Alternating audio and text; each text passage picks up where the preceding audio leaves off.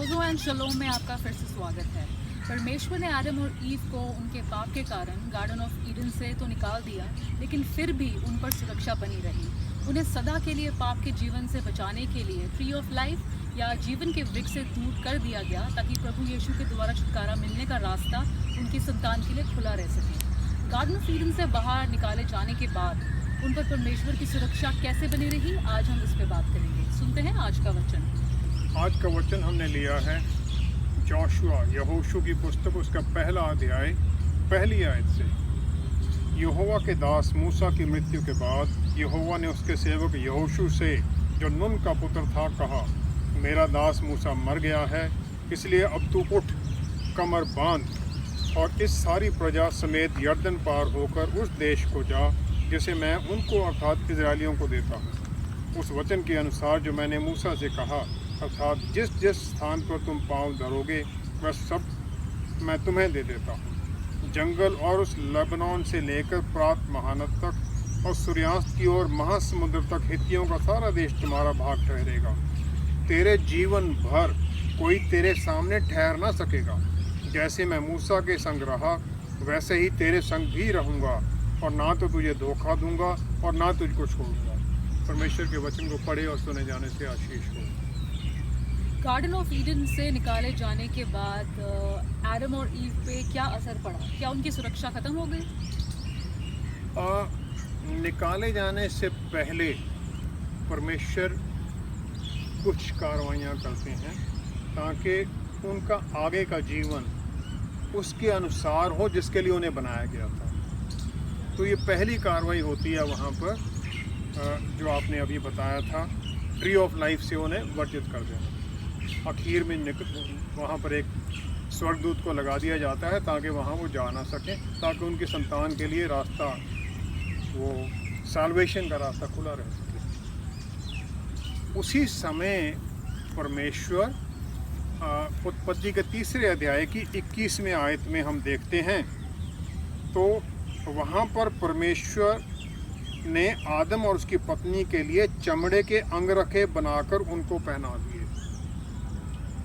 चमड़े के अंगरखे, ये स्किन है, वहाँ लिखा गया है गारमेंट्स ऑफ स्किन इंग्लिश के अंदर। हिब्रू बाइबल के अंदर जो वचन इस्तेमाल किया गया है वर्ड स्किन के लिए, वो है आवर, OWR। उसका मतलब है स्किन जो कि सेंसिटिव होती है। इसमें कहीं पर भी जानवरों की स्किन के बारे में बात नहीं की गई है। आमतौर पर यह माना जाता है कि वहाँ पर परमेश्वर ने जानवर की बलि दी पाप के खिलाफ, और उस जानवर की स्किन से ही आदम और ईव के कपड़े बनाए गए, लेकिन ये वचन के अनुसार कहीं नहीं लिखा हुआ है। तो इसमें क्या क्या हुआ है? सबसे पहला है, इंसान के 3 पार्ट्स हैं, बॉडी, सोल एंड स्पिरिट। उसका शरीर जो है, पहले उसे बचाने के लिए, क्योंकि पाप के बाद में नेचर का, धरती का भी पतन हो जाता है, तो नेचर के अंदर भी अभी बदलाव आने हैं। उसके बाद बदलाव जो कि सुखद नहीं होंगे। उससे पहले मौसम सब कुछ बढ़िया था। इंसान के लिए एक स्पेशल कवरिंग की ज़रूरत थी जिससे कि वो नेचर की इन कैलामिटीज से बचा रह सके। तो पहला जो कवर है उसका ये काम है, उसकी शरीर की हिफाजत का। दूसरा है, परमेश्वर ने उसे बनाया है अपनी इमेज, अपने जैसा, अपने अक्स, अपने जैसा। अब ये उनके जैसा क्या है? शरीर तो परमेश्वर जैसा हो नहीं सकता। तो परमेश्वर की आत्मा है, सोल उसे दी गई है। आत्मा के अंदर परमेश्वर की महिमा, उसका ग्लोरी, वो रिफ्लेक्ट होता है, और उसको भी कवर करने की ज़रूरत है, क्योंकि पाप के अंदर इंसान परमेश्वर की छवि को, उसकी महिमा को प्रदर्शित नहीं कर सकता है। इसलिए उस स्किन कवरिंग का दूसरा मकसद ये हो जाता है, जो परमेश्वर की छवि इंसान के अंदर थी वो ढकती जाती है। तीसरा है उसकी सोल को कवर करना। वहाँ पर लिखा गया 2 अध्याय के अंदर, वो दोनों आदमी और औरत नंगे थे लेकिन शर्मिंदा नहीं थे। ये नंगापन उसको ढकने का है ताकि उनके विचारों में जो बिल्कुल खुला था सब कुछ, एक दूसरे के सामने खुली किताब की तरह थे वो, तो वो उससे कवर करने के लिए भी उन्हें ये स्किन का कवरिंग दिया जाता है ताकि वो अपने विचारों को छुपा सकें, अपनी भावनाओं को, इच्छाओं को छिपा सकें, ताकि इसके कारण कोई दूसरा उनका गलत फ़ायदा ना उठा सके। चौथा है, परमेश्वर ने बनाया उन्हें किस लिए था? उन्हें बनाया था परमेश्वर ने अपने साथ सहभागिता के लिए। अब वो सहभागिता करने के लिए पवित्रताई में होना उनका ज़रूरी है, लेकिन क्योंकि अब वो पवित्रताई में नहीं रहते हैं तो उन्हें फिर आराधना करने के लिए बना दिया, उसे कर दिया जाता है। परमेश्वर जब भी किसी को कोई एडिशनल चीज़ देते हैं तो उसके लिए कोई ना कोई स्पेशल टास्क भी साथ में होता है। हारून और उसके बेटों को कपड़े पहनाए जाते हैं, महायाजक हारून बनाया जाता है और दूसरे उसके बेटे याजक बनाए जाते हैं। इसी प्रकार आदम और ईव को भी ये स्किन कवरिंग दी जाती है। वो पहले प्रीस्ट बना दिए जाते हैं धरती के ऊपर ताकि वो परमेश्वर की आराधना कर सकें। परमेश्वर की आराधना के लिए उन्हें ये कपड़े पहना दिए जाते हैं। वो प्रीस्ट हैं, प्रोटेक्टेड हैं नेचर से, उनकी सोल प्रोटेक्टेड है, तो वो उनको ये स्पेशल प्रोटेक्शन दी जाती है और ब्लेसिंग उनके लिए है। उत्पत्ति 4 की 14-15 के अंदर काइन पहला इंसान है जिसे स्पेशल प्रोटेक्शन मिलती है। उसके ऊपर परमेश्वर अपना मार्क लगा देते हैं क्योंकि काइन अपने भाई हावल का वध कर देता है और उसे डर होता है लोग मुझे मारते हैं। मूसा दूसरा इंसान है जिसे शक्ति और प्रोटेक्शन दोनों मिलती हैं। ये पहला इंसान आ जाता है, दूसरा इंसान प्रोटेक्शन के लिए और पहला इंसान जिसे शक्ति भी दी जाती है मूसा है। परमेश्वर की शक्ति और सुरक्षा पाप में डूबे हुए लोगों को कैसे मिलती है?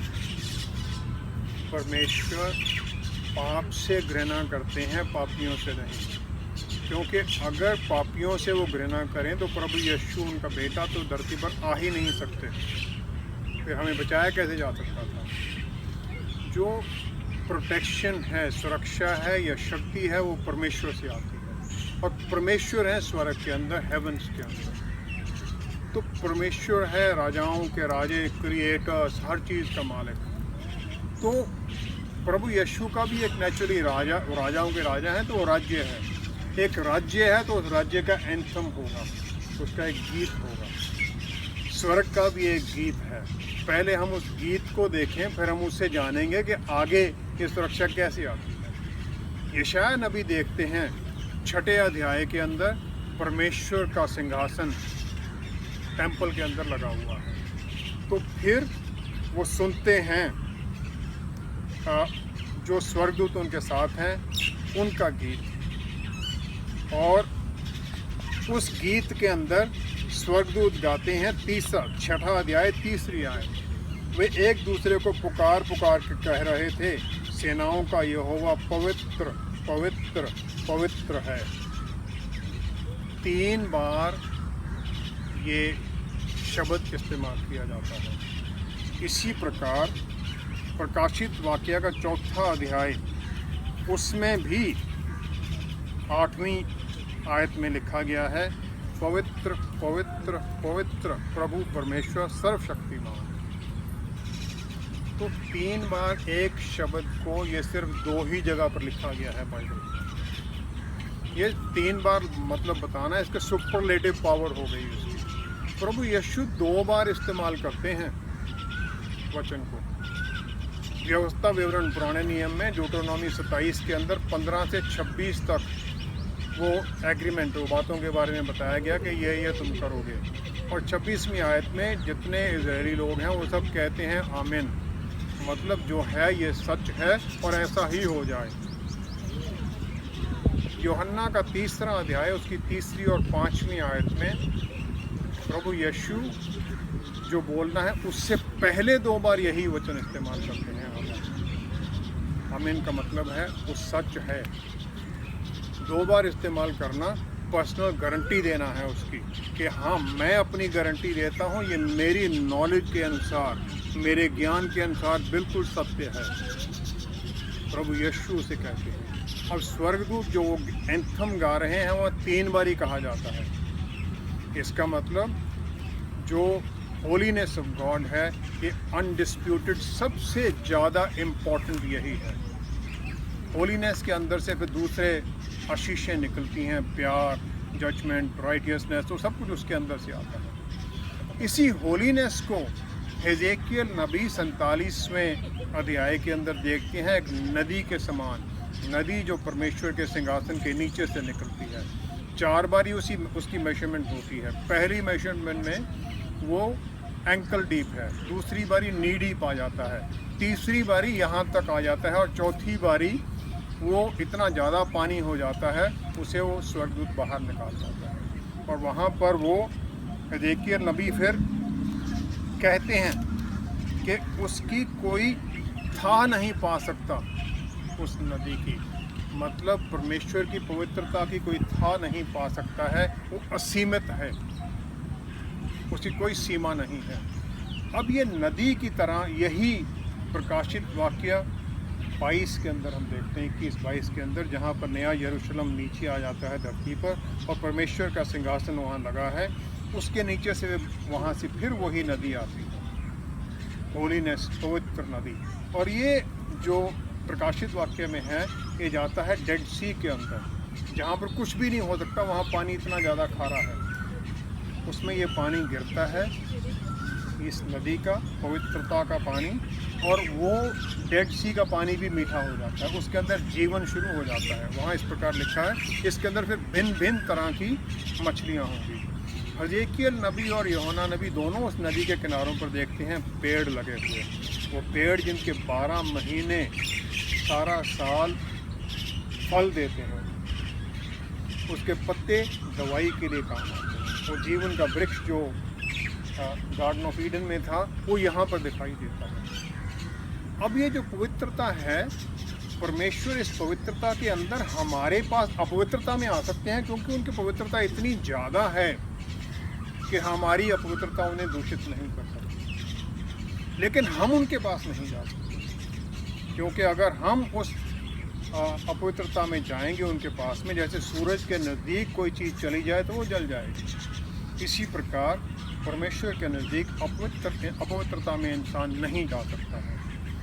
और इसी अपवित्रता का हल ढूंढने के लिए परमेश्वर बलि की फिर प्रोसीजर बताते हैं मूसा को, किस प्रकार जानवर की बलि दी जाएगी, और उस बलि के द्वारा वो पवित्रता के अंदर प्रार्थना कर सकता है, उनके पापों की माफ़ी दी जा सकती है। और ये बलि फिर दर्शाती है प्रभु यीशु के दोबारा आने के अंदर। तो इस प्रकार वो पवित्रता में आना और उन्हें वो सुरक्षा मिलनी और चुने हुए लोगों को शक्ति दी जानी, ये इस प्रकार होता है।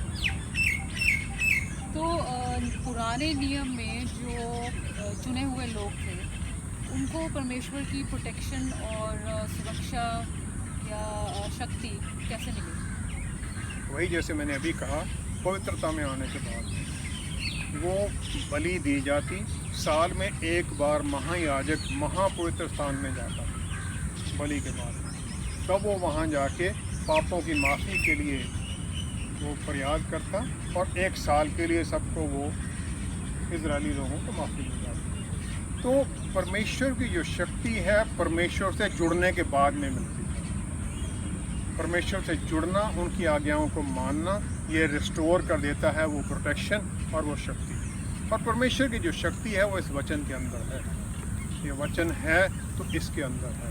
अगर हम देखें निर्गमन का 3रा अध्याय और उसकी 9वीं-10वीं आयत, 3रा अध्याय 9वीं-10वीं आयत में इस प्रकार लिखा है, इसलिए अब सुन, इजराइलियों की चलाहट मुझे सुनाई पड़ी है और मिस्रियों का उन पर अंधेर करना भी मुझे दिखाई पड़ा है।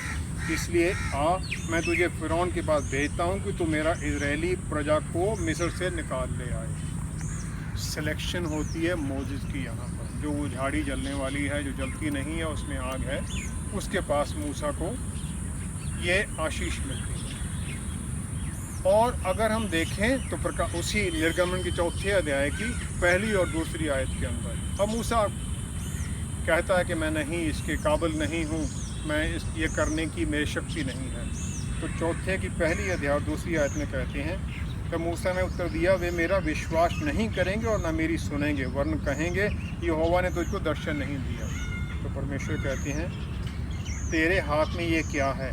मैं बोला, लाठी। उसने कहा, उसे भूमि पर डाल दे। तब उसने उसे भूमि पर डाला, तब वह सर्प बन गई और मूसा उसके सामने से भागा। तब यहोवा ने मूसा से कहा, हाथ बढ़ाकर उसकी पूंछ पकड़ ले, ताकि वे लोग विश्वास करें कि तुम्हारे पितरों के परमेश्वर अर्थात अब्राहम के परमेश्वर, इसहाक के परमेश्वर और याकूब के परमेश्वर यहोवा ने तुझको दर्शन दिया है।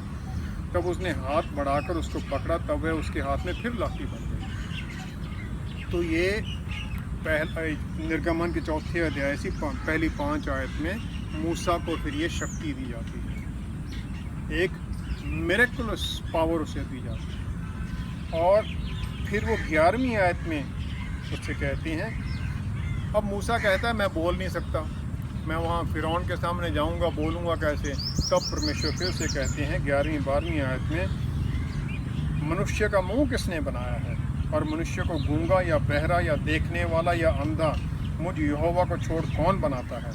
अब जा, मैं तेरे मुख के संग होकर जो तुझे कहना होगा वह तुझे सिखलाता जाऊंगा।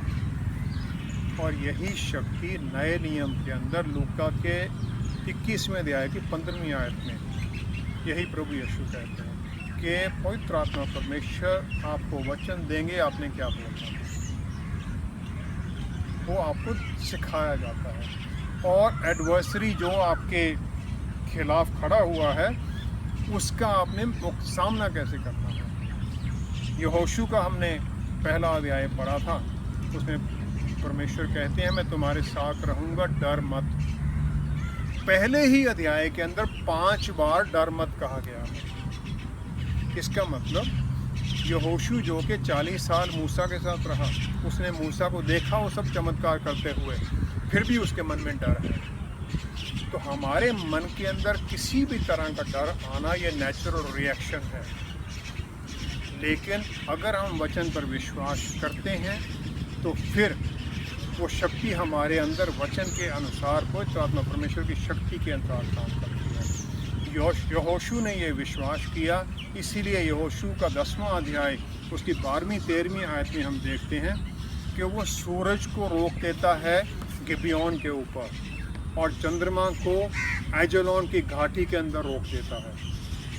तकरीबन 1 दिन के लिए सूरज और चांद रुक जाते हैं, क्योंकि उस दौरान उसे जीत हासिल करनी है उन दुश्मनों के ऊपर जिनके साथ तो लड़ाई चल रही है। विश्वास में वो शक्ति काम करती है, विश्वास में, वचन को मानने में वो शक्ति मिलती है।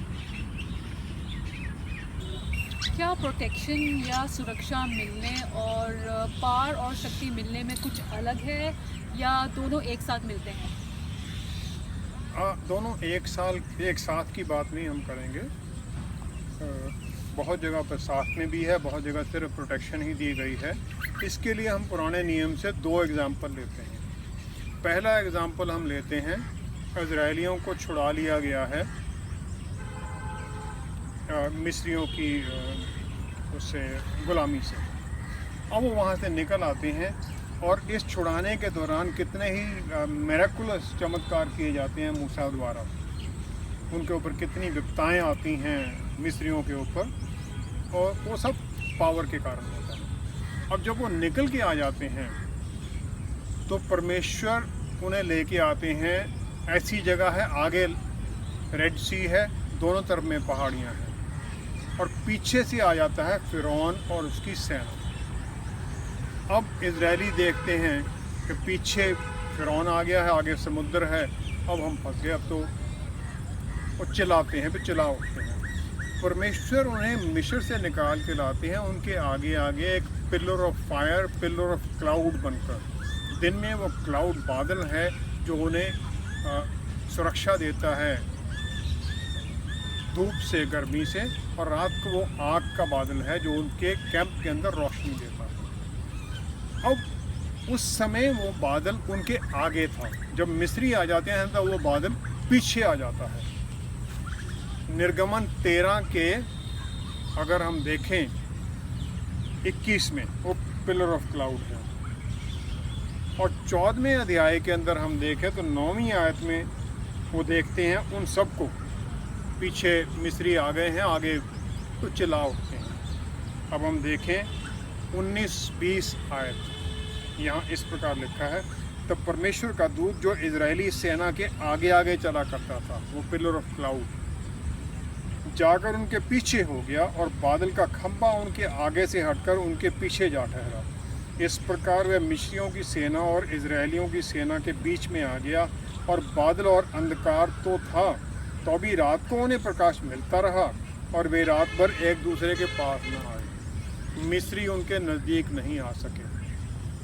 जो सेपरेशन थी उससे उन्हें प्रोटेक्शन मिली मिस्रियों से, और आगे मूसा ने रेड सी को खोल दिया और वो समुद्र के रास्ते से बाहर निकल सके। उनको बर्बादी से, जो मिस्रियों से उन्हें डर था, उससे उन्हें बचा लिया गया। लेकिन मिस्री उस जब समुद्र के अंदर घुसती है उनकी सेना, तो समुद्र उनके ऊपर आ जाता है, उन्हें बर्बाद, वो उसमें डिस्ट्रॉय हो जाते हैं। ये पहला एग्जाम्पल है। तो उन्हें प्रोटेक्शन मिलती है, और वो जो दुश्मन है और इजरायली उनके बीच में आ जाती है ये प्रोटेक्शन, जो पिलर ऑफ क्लाउड है। दूसरा एग्जाम्पल हम देखते हैं, दूसरा राजा उसका 6ठा अध्याय, उसकी 9वीं-10वीं आयत में हम देखें। इजरायलियों के ऊपर सीरियन आर्मी का हमला होता है।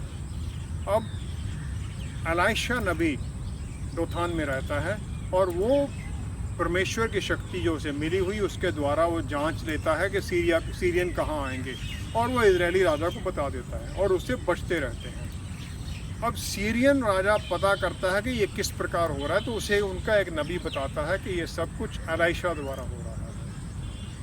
तो दूसरा राजा 6ठा अध्याय और 13वीं-14वीं आयत में फिर वो सीरियन राजा कहता है, जाकर देखो कि वह कहाँ है, यानी एलाइशा कहाँ है, तब मैं भेजकर उसे पकड़वा मंगाऊंगा। तो उसे बताया जाता है वह दोथान में है। तब उसने वहाँ घोड़ों और रथों समेत एक भारी दल भेजा और उन्हें रात को आकर नगर को घेर लिया। अब दोथान में जहाँ एलाइशा है उस नगर को घेर लिया जाता है। सवेरे एलाइशा का जो सर्वेंट है गेहाजी, वो उठता है और बाहर देखता है सीरियन सेना को, और वो घबरा जाता है।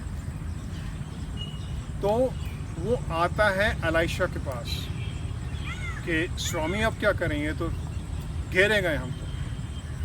तब एलाइशा नबी एक प्रार्थना करते हैं 17वीं आयत में, दूसरा राजा 6ठा अध्याय 17वीं आयत। तब एलाइशा ने कहा, ये प्रार्थना की, हे यहोवा इसकी आंखें खोल दे कि ये देख सके। तब यहोवा ने सेवक की आंखें खोल दी, और जब वह देख सका तब क्या देखा कि एलाइशा के चारों ओर का पहाड़ अग्निमय घोड़ों और रथों से भरा हुआ था। Chariots and horses of fire उसके चारों तरफ पहाड़ी पर लगे हुए थे। आंखें खुलने के बाद वो देखता है, और यही एलाइशा नबी ने उससे पहले कहा था कि जो हमारे साथ हैं वो जो हमारे खिलाफ हैं उनसे कहीं ज़्यादा हैं।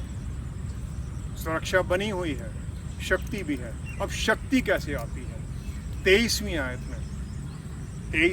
में, और इस बीच में एलाइशा नबी प्रार्थना करते हैं, और सीरियन आर्मी पूरी अंधी हो जाती है, उन्हें दिखाई नहीं देता है, और उन्हें वो लीड करके ले जाते हैं इजरायली राजा के पास। एलाइशा नबी उन्हें खाना खिलवाते हैं और वापस भिजवा देते हैं। उन्हें कोई नुकसान नहीं किया जाता। जैसे हमने वो 71 वॉर के बाद में पाकिस्तान की सेना सरेंडर करती, हमने उन्हें वापस भेज दिया था, उसी प्रकार एलाइशा नबी ने उन्हें वापस भेज दिया। वापस चले गए, और उसके बाद में कोई लड़ाई, कोई युद्ध नहीं हुआ सीरिया के साथ। तो ये प्रोटेक्शन और पावर दोनों का दो एग्जाम्पल देखने में। तो इन दोनों हालातों में हम देखते हैं कि परमेश्वर की सुरक्षा का स्थान अलग अलग है। ऐसा क्यों है? हाँ, ये एक बात देखने वाली है। पहली सिचुएशन है जहाँ पर के रेड सी के पास में इजरायली हैं, और जो पिलर ऑफ फायर है मिस्रियों और इजरायलियों के बीच में आ जाता है। दुश्मन बीच एक तरफ है और इजरायली एक तरफ है, और दुश्मन उनके पास पहुंच ही नहीं सकता है। ये वैसी स्थिति है, इजरायलियों को निकाला गया है, वो तकरीबन 450 साल रहते हैं मिस्र के अंदर। गुलामी के जो इंसान रहता है वो एकदम लड़ाई के लिए तैयार नहीं है। ऐसे जैसे एक बच्चा पैदा होता है, उसे प्रोटेक्शन की ज़रूरत है। तो उस समय अगर मिस्री उनके नज़दीक आ जाते तो वो उनको नुकसान, वैसे ही उन्होंने डर से ही उनका नुकसान हो जाना था, तो इसलिए उन्हें अलग कर दिया जाता है। यही नए नए विश्वासियों के साथ होता है। नया विश्वासी वचन के अंदर थोड़ा मजबूत नहीं होता है तो उसे वो इस प्रकार उससे दूर ही रखी जाता है, हर तरह की ईवल को। अब दूसरी स्थिति है जहाँ पर के एलाइशा नबी वाली है। सीरियन आर्मी बीच में आ गई है और जो स्वर्गदूत हैं वो पहाड़ी पर उनसे परे हैं। अब सुरक्षा बाहर है और बुराई नज़दीक आ गई है। सुरक्षा इस समय इस प्रकार है क्योंकि वो एलाइशा नबी एक नबी है, वो जानता है परमेश्वर की शक्ति को और उसमें काम कैसे होता है उसे जानता है। तो उसे सुरक्षा दिखाई दे दिखाई ना दे, उसे कोई फ़र्क नहीं पड़ता है। उसे यकीन है कि परमेश्वर मेरे साथ हैं। इसीलिए वो निर्गमन की 14 की 10वीं आयत में कहता है, लोग डर जाते हैं, गेहाजी तो डर जाता है, लेकिन एलाइशा को कोई फर्क नहीं पड़ता है। तो इसलिए वहाँ पर जो पुराना विश्वासी जो हो जाता है, जो वचन में दृढ़ हो जाता है, उसे फिर प्रोटेक्शन दिखाई दे या ना दे, उसे यकीन है। मुझे ये यकीन है कि परमेश्वर मेरे साथ हैं, उनके वादे सच्चे हैं, क्योंकि वो कहते हैं मैं ना तुम्हें कभी छोड़ूंगा ना त्यागूंगा। मुझे ये यकीन है। मुझे ये देखने की ज़रूरत नहीं है कि परमेश्वर मेरे साथ खड़े हैं नहीं खड़े हैं। मुझे पता है वो सुरक्षा मेरे साथ है। मुझे पता है वो शक्ति काम कर रही है। वो कहते हैं जो मांगोगे वो मिलेगा। मुझे विश्वास है, मैं जो प्रार्थना करता हूँ उसका उत्तर मिलना ही मिलना है। लेकिन समय है एक, और समय के अनुसार उत्तर मिलेगा, और मैं उस समय का वेट करता हूँ, उसके लिए मैं इंतज़ार करता हूँ। और यही हम आप सबको सिखाने की कोशिश करते हैं इस प्रोग्राम के द्वारा कि आप भी परमेश्वर के बच्चे हैं। वो सब वचन आप पर लागू हैं जो इसमें लिखे गए हैं। आप अपना स्टैंड लीजिए तो वो सब कुछ सच आपके जीवन में होगा जो मेरे साथ हो रहा है या किसी भी और के साथ हो रहा है। इससे पहले कि हम प्रार्थना करें, सोल एंड शलोम टीम की तरफ से हम आपका धन्यवाद करना चाहते हैं आपकी प्रार्थनाओं के लिए। जो हमने आपसे फाइनेंशियल सपोर्ट के लिए रिक्वेस्ट किया था, उसके लिए 6 लोगों ने हमें कॉल किया और 3 लोगों ने हाथ बढ़ाया हमारी मदद करने के लिए। मेरा विश्वास है कि आपकी प्रार्थनाओं के कारण परमेश्वर कहीं ना कहीं से कोई रास्ता ज़रूर खोलेंगे और इस प्रोग्राम को बंद नहीं होने देंगे, और हम इस प्रोग्राम को चलाते रहेंगे। प्रार्थना में हमें याद रखिए, क्योंकि प्रार्थनाओं की शक्ति के अंदर कोई ना कोई रास्ता जरूर खोलेगा। आइए हम पिता परमेश्वर, आपकी सुरक्षा हमारे चारों तरफ बनी हुई है। हमें इन शारीरिक आँखों से दिखाई नहीं देता है आपकी शक्ति, आपकी सुरक्षा हमारी चारों। हमारी मन की आँखें खोलिए कि हम देख सकें वो सब कुछ जो स्वर्गीय स्थानों पर आपने हमारे लिए संजो रखा है, जो आपने हम सबको दे दिया है।